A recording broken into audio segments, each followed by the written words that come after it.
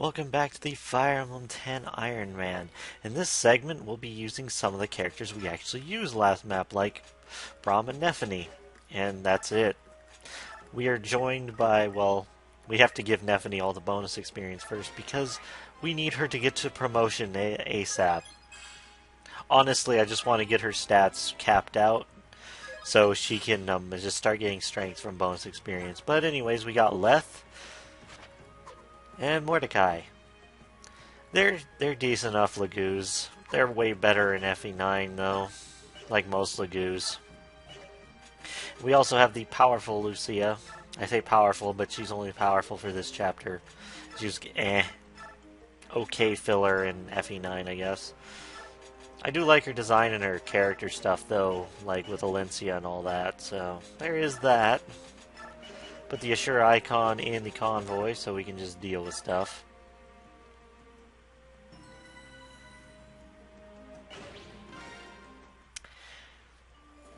Although I did go back and hit the info because I noticed that green thing, I cut away from that. It's just a talisman, which I decided to save up for the future. Now this map is kind of, yeah, it's Fog of War-esque because it's, you know, a cave. Nephany can pretty much destroy these soldiers, so that's good. Mordecai and Leth can also cut through them pretty well. And they're also fairly bulky for this point in the game because, you know, Lagoos are actually bulky for this point. Lagoos stones will instantly change the Lagoos into their, you know, beast form, full bar and all that. And usually what I have everyone do is go through the middle. You know, Braum, Nephany, the three Lagoos.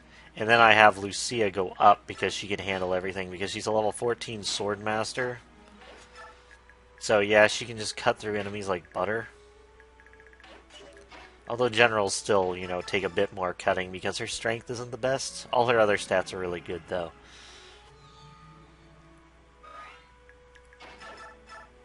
She's actually one of my favorite, like, characters in Tellius, character-wise. Not exactly unit-wise, but just generally I've always liked Lucia. I like a lot of the Crimean characters in general. Leth is probably my second favorite Lagoos. Nice crit.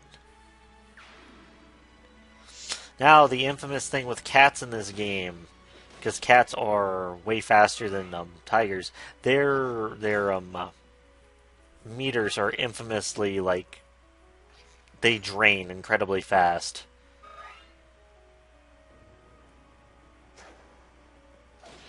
So yeah, Lucia can just clean everyone's clocks up top.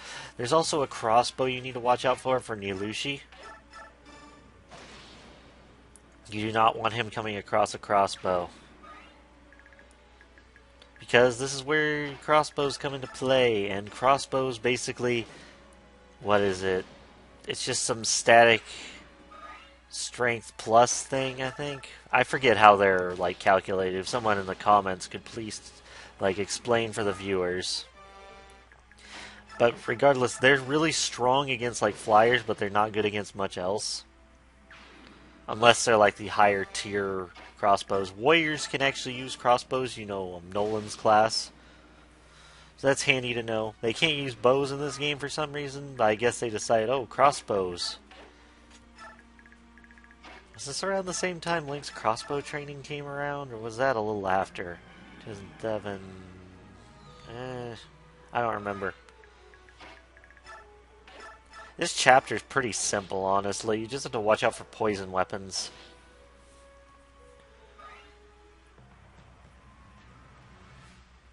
Oh yeah. And Mordecai, you know, just tanks and hits really hard right now, so that's good.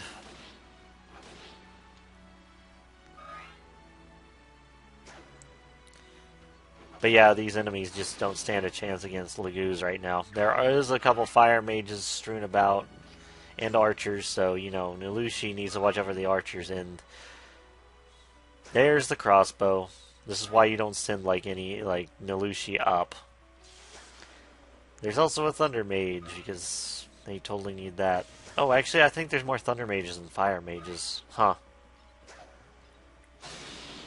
Thanks for opening the way up so I can just, you know, close you guys completely off.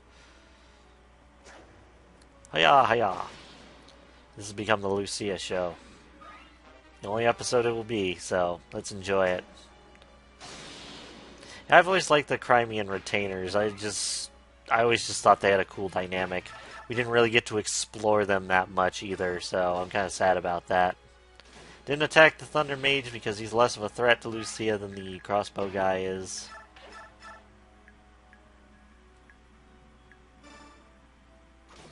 Get rid of the guy with the Great Lance.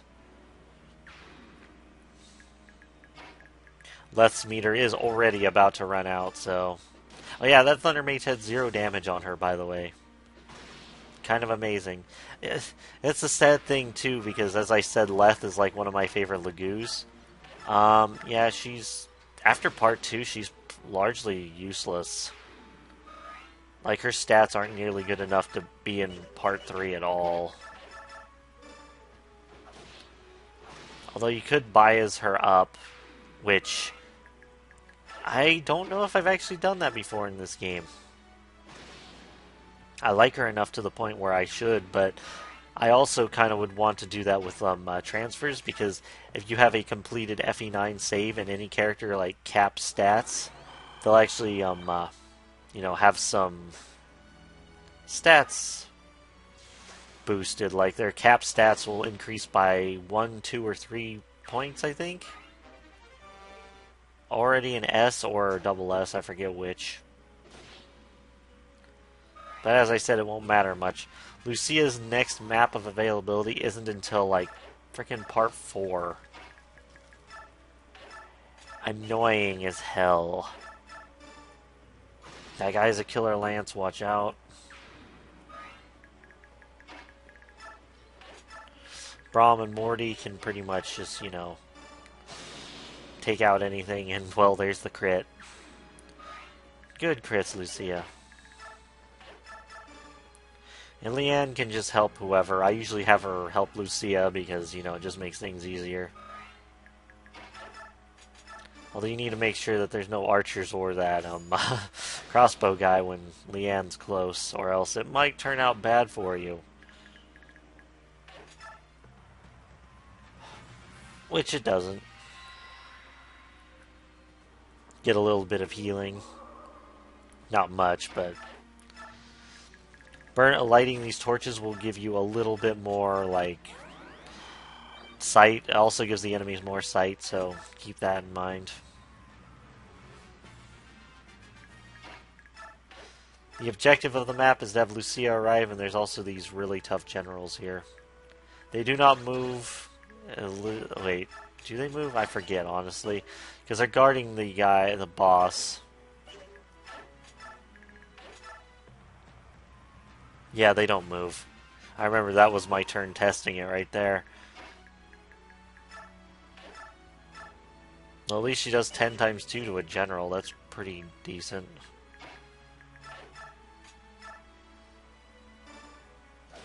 And since I'm really not worried about her getting hit, somehow that worked out.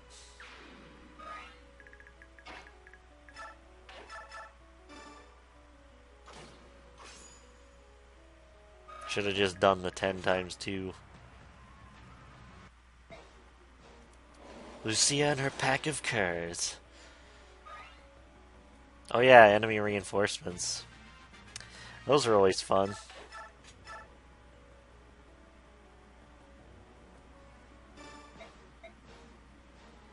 I decided to have Nephany take on the boss because I'm really great at this strategy thing, guys, I swear.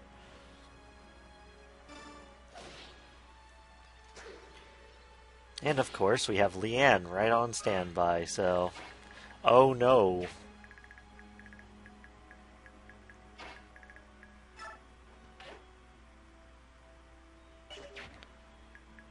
But we can use Mordecai's innate skill, Smite, which moves you 2 spaces. So now we can shove, yeah, and now we can restore people. Yay! We're gonna kill the boss. We're smart.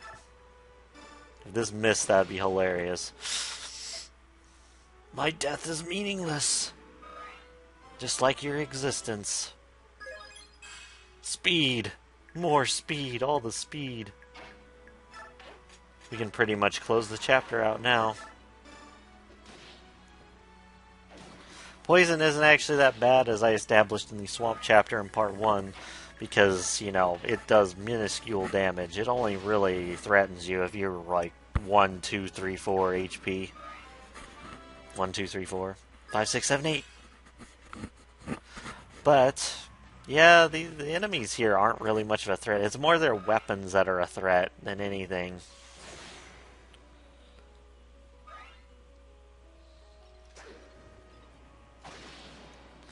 Lucia gets her final kill of the map, and we can just move on. Although I think I have the bottom guys do some cleanup. Oh no, poison. But yeah, that's Mordecai's innate skill, which is, you know, Smite. It's actually really handy for LTC and FE9. I'm not too sure, like, in this game. Although I'm pretty sure if you can give it to Ike's group pretty early, you can do some crazy things.